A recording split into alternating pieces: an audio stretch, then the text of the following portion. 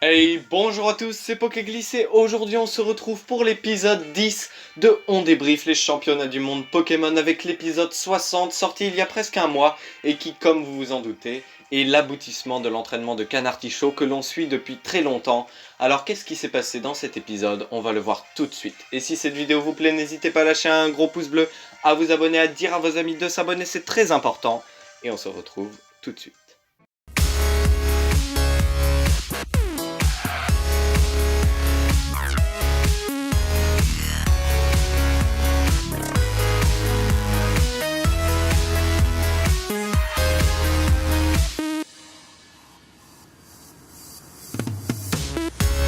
On nous apprend que Sacha est monté au rang 273 dans la super classe et comme souvent, il s'entraîne contre Go avec Canartichaud contre Cisaiox. Go qui a d'ailleurs capturé le Wistempo de l'épisode précédent, moi qui croyais que ce serait Sacha qui l'aurait, comme je l'ai dit dans une ancienne vidéo, et bah je me suis trompé. Après leur combat, Go dit à Sacha qu'ils sont vraiment en synchronisation avec Canartichaud, ce qui montre leur avancée depuis quelques temps, et après ça, ils se dirigent au centre Pokémon pour soigner Canartichaud et Cisaiox. Sur le chemin, Go capture un Chétiflore, et quand ils sont enfin au centre Pokémon, Sacha reçoit une notification des championnats du monde, et qui est-ce qu'il croise? Bien évidemment, Rinto et son Galam qui reconnaissent Sacha et Canartichaud, et après avoir parlé, c'est Sacha qui propose le combat. On nous apprend d'ailleurs que Rinto vient tout juste d'entrer dans les championnats du monde, et que c'est pourquoi Sacha n'avait pas reçu de message lors de leur première rencontre. Et il accepte pour mesurer le potentiel de Canartichaud, et on arrive enfin à la grande revanche de Canartichaud contre Rinto et son Galam.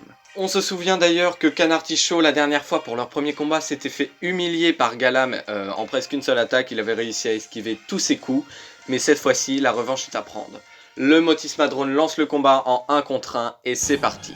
Canartichaud utilise taillade, mais Galam réussit à contrer tous les coups et il utilise tranche-nuit et ne laisse même pas le temps à Canartichaud de lancer détection car il utilise ruse et enchaîne avec coupe psycho qui touche Canartichaud de plein fouet. Mais heureusement, il arrive à se protéger avec son poireau.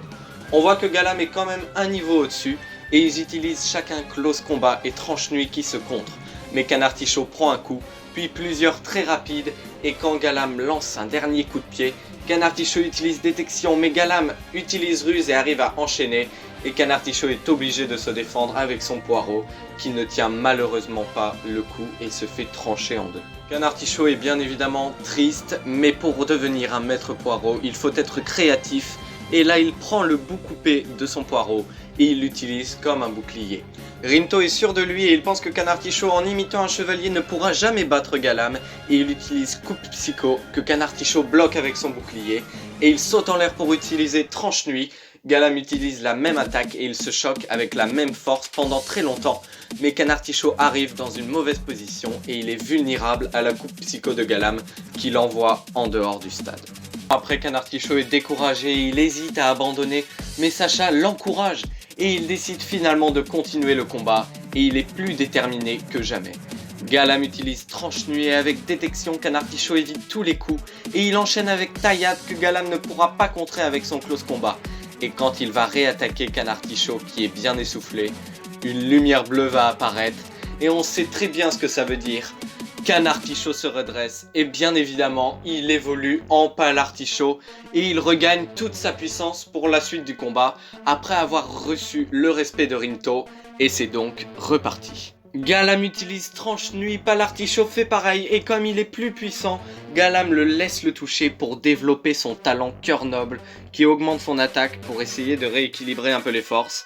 Les deux Pokémon se frappent ensuite à égalité et dans une dernière attaque, tranche-nuit surpuissante, Palartichaud ressort vainqueur et Galam est mis KO et la revanche est donc prise dans un super combat, ce qui fait monter Sacha au rang 184 du championnat.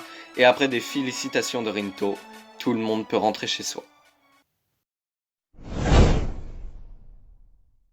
Et voilà, tout comme Riolu qui avait eu sa période d'entraînement et qui avait fini par évoluer pendant l'arc épée et bouclier, Canartichaud évolue face à son plus puissant adversaire. Il accomplit son but de devenir maître poireau et il peut protéger Sacha comme un vrai chevalier. En tout cas, on peut encore dire que c'était un super combat, comme beaucoup dans ce cycle, et on peut maintenant passer à la partie théorie. Avec cet épisode, mes 2 dernières théories se sont déroulées, la revanche contre Rinto et l'évolution de Canartichaud. Mais maintenant que Canartichaud a justement évolué, on n'a plus de théories à faire sur les Pokémon de Sacha, donc je vais en faire sur les épisodes à venir. Regardez, on voit que l'épisode 65 sera centré sur Absol, et je pense que c'est Go qui va le capturer. Ça faisait longtemps qu'Absol avait été annoncé, et je pensais que Sacha allait le capturer, mais maintenant qu'il a 6 Pokémon, j'ai changé d'avis.